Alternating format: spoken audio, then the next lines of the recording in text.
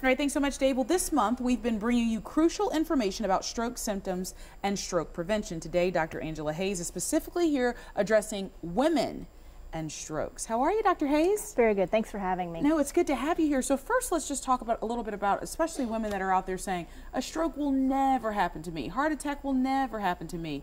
What are some of the recommendations that you have for preventing a stroke?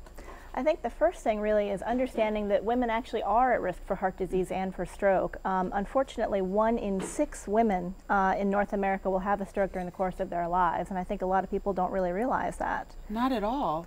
So things that you can do to try and reduce your own risk are a lot of the things that we tell people to do just to maintain their general health. So exercise as much as you reasonably can, maintaining a good diet and a healthy body weight.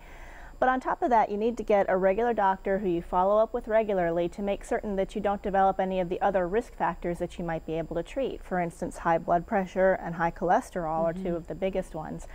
And unfortunately, those things can be difficult to detect because they don't cause symptoms. So often I'll see women come into the hospital with stroke-like symptoms who tell me that they've never had any health problems, but then we start looking into it and we find that they may have had diabetes or high blood pressure or high cholesterol that have gone undiagnosed for some time because they simply weren't seeing a doctor. Dr. Hayes, do you find that the common misconception, oftentimes women might say, well, I'm not overweight, or I've never had a health issue, or my family's never had a health issue, so I'm pretty sure I'm good?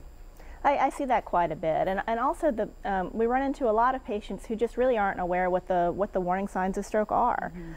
So what a mnemonic that we like to tell people is FAST, F-A-S-T. So the first is face weakness. So if you notice somebody who their smile is asymmetric, or they seem to be talking a little bit differently, that's a sign of concern. A is for arm, so arm weakness, but really weakness on any side of the body. And S is for speech, so speech that's slurred or doesn't make sense. If you see any of those signs, you need to act fast because the T stands for time, and time can be critical.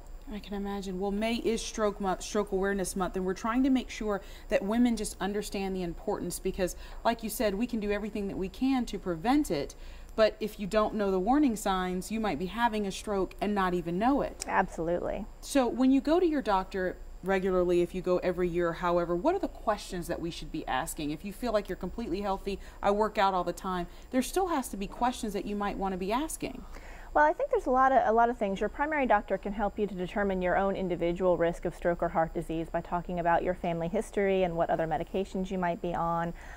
Make sure that your blood pressure stays within the healthy range. Make sure that your cholesterol is checked on a regular basis depending on your other risk factors. I think those are the best things you can do for yourself. And absolutely, if there's any one thing, one intervention that you can make that will change your life, if you're a smoker, please try to quit. Yeah, smoking definitely. Well, when you talked about exercise a little bit earlier, some women, I guess you could say, underestimate the power of just 30 minutes a day. You know, some women say, well, I did 2 days this week, I'll be good. No, you won't be good because it's going to catch up with you eventually. Eventually. The American Heart Association recommends 30 minutes a day, 5 times a week as an average. And if you can do that to moderate intensity, you're probably doing okay. Yeah, and there's a lot of women that live sedentary lifestyles. I mean, you don't think about how long you actually sit in a day, but if you work at a computer or at a desk in a place where you're not really getting out, I mean, you could theoretically sit 8 to 9 hours a day and not do anything but type on a computer. Sure, and I think a lot of women don't realize that every minute counts, even if it's not, you know, you may not be able to get a 30-minute block in the middle of the afternoon when you're trying to get dinner together. But if you can take 10 minutes on your lunch break to run up a couple of flights of stairs, that, you know, that's a good step in the right direction. It changes the game just a little bit. Want to make sure that everybody goes to strokeassociation.org. That's the website where you can get more information. Also, the American Heart Association always has some really good programs and information on their site as well. We're talking about stroke prevention and awareness. Thank you so very much, Dr. Hayes, for being with us. We do appreciate it. Thanks for having me. All right, well, Dave is in the Whole Foods kitchen when we come up next. He's making a tangy fish topping. And in your midday consumer news, is the TSA really taking care of security breaches?